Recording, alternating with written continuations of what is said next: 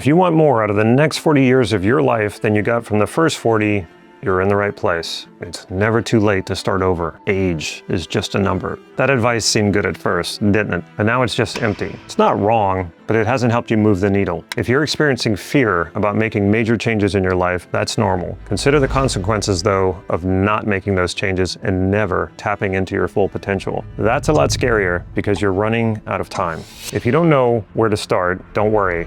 I'm about to show you. I've been teaching Neuro Linguistic Programming, NLP, for over a decade. Not only have I helped hundreds of people finally make the shift they've been chasing for years, I've completely reinvented my own life. Exactly 8 years ago, I was 40. Up to that point, on my resume were 2 bouts of depression, a failed business, and a failed marriage involving 2 kids. And yet, 40 was the best year of my life. And every year since has only gotten better. Reinventing yourself feels daunting because your life is everything you know, from the roots to the branches. You feel overwhelmed because you're trying to do it all at once. Approaching it this way guarantees you'll change nothing. Before I explain a better approach, let me ask you, do you know how you eat an elephant? 1 bite at a time. Step 1, chunk down. Your first move is to break your life down into 3 to 5 major contexts. No fewer than 3, no more than 5. Think career, marriage, health, social life, hobby, etc. Whatever makes sense for you. There's no universal list here. When you think of the broad categories that make up your life, name them. Why does this matter? Because different contexts need different types of attention. Different contexts need different types of change. They each require various outputs from you. When you identify them clearly, you stop feeling scattered and start knowing exactly where to focus your attention and effort. For me, 13 years ago, my 5 contexts were career, marriage, parenting, health. I include mental health in that, and my personal development. That last one was new territory for me at the time. I was just beginning to learn NLP. Step 2, get clear about the role you're actually playing in each context. Not the role you wish you were playing, not the role you aspire to, the role you are actually playing right now. Here's a useful way to think about this. Imagine you need to hire an actor who looks exactly like you to step into your life without anyone noticing. What would you have to tell them? What are the real behaviors, the real patterns, the unwritten rules of how you actually show up in that role? That's what you're looking for. Most people skip this step entirely. They want to jump straight to the goal, the dream, the fantasy version of the life they want. But if you don't know where you're standing, you can't navigate to where you want to go. A GPS needs a starting point. Take my marriage 13 years ago. The role I was playing as a husband?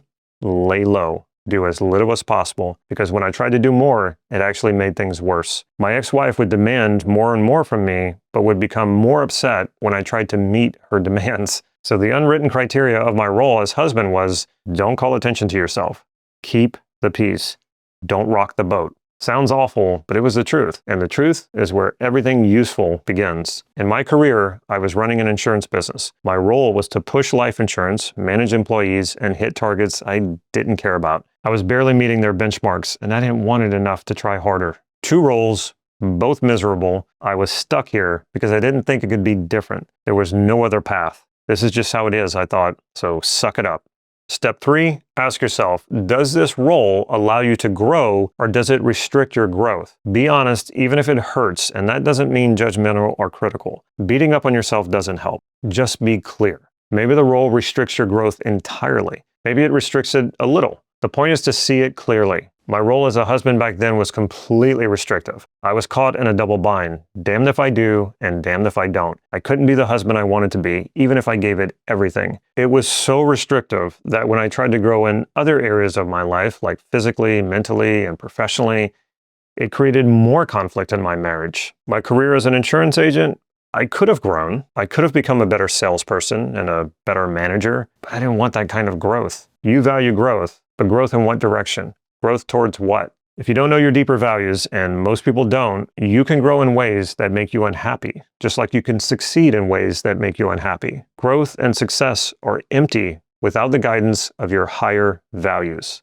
Step 4, elicit your values in the areas where you're not satisfied. This is when NLP becomes a lifesaver. It's a step that most people, even people deep into personal development, have never actually done. Eliciting your values means going deeper and seeing beyond what you think you want, beyond the goal, beyond the shiny object. You want to find out what that goal is supposed to fulfill for you. Achievements and successes are not what you actually want. It's the value you think they will fulfill for you that you're after. But because your highest values are deeply unconscious, you often mislead yourself into believing that something outside of you can give you something you don't already have.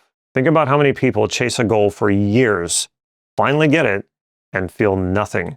Or worse, they feel emptier than before. That's what happens when you pursue something that isn't aligned with your values. You get the thing, and you say to yourself, that's it?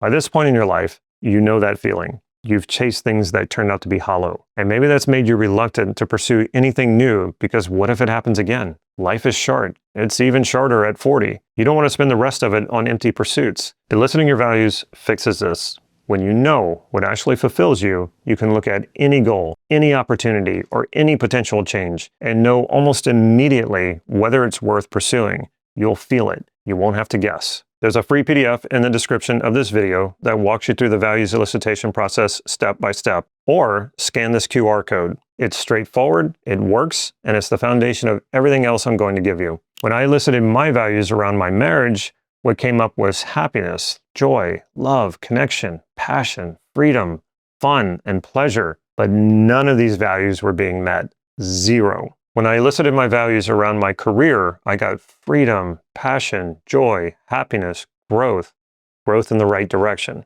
I did get some freedom from this role, more freedom than I had had in previous jobs. But what's the point of freedom if you're unhappy, passionless, and you're not growing? Seeing that on paper in black and white removed all ambiguity. The discrepancy between the role I was playing and the values I was starving for made it impossible to pretend things were fine. And that clarity, as uncomfortable as it was the beginning of everything changing. Step 5, decide. Do you redefine the role or do you drop it entirely? This is the step that changes your life. There are only two options. Option 1, redefine the role. You keep the context, the career, the relationship, the area of your life, but you reshape what your role inside it looks like. You change the criteria. You renegotiate what it means to show up there. Option 2, drop the role altogether. You realize this isn't something you want to be doing at all. You're done with it. The values you care about cannot be fulfilled inside this container. You know you can't grow in this role. Instead of redefinition, you need replacement. Here's how that played out for me. With my marriage, by the time I arrived at this step, there was no question.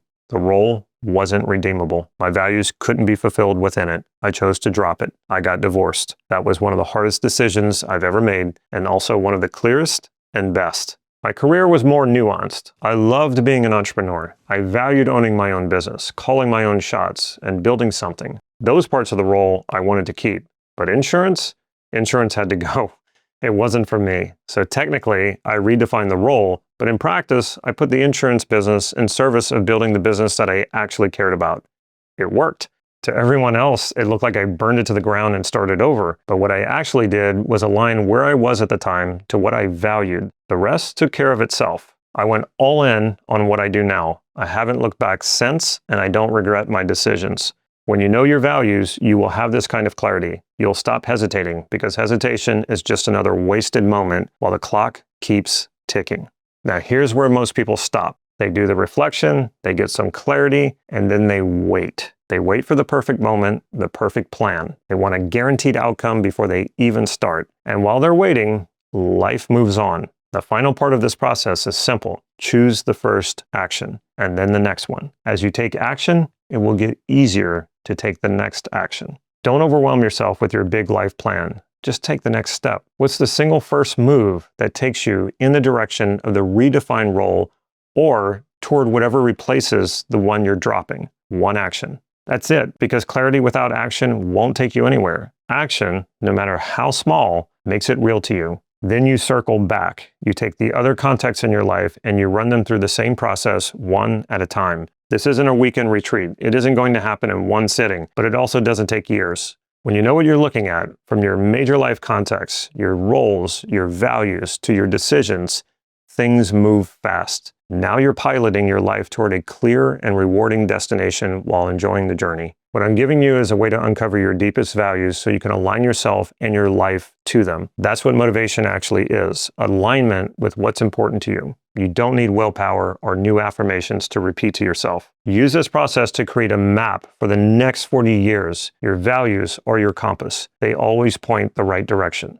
I started my reinvention at 35. I didn't have the process you now have when I started. I had to figure it out as I went. And by 40, I had arrived. What this means is that you can do this a lot faster than I did, and you can bypass my mistakes if you use this process. To go deeper on the value solicitation, the step that makes everything else in this process work, grab the free PDF linked in the description. You can also join my private community, the Ultimate NLP Practitioner, for live sessions with coaches guiding you through this process. The link is in the description. And if you struggle with achieving what you want, this next video will show you why and how to change it. Click here.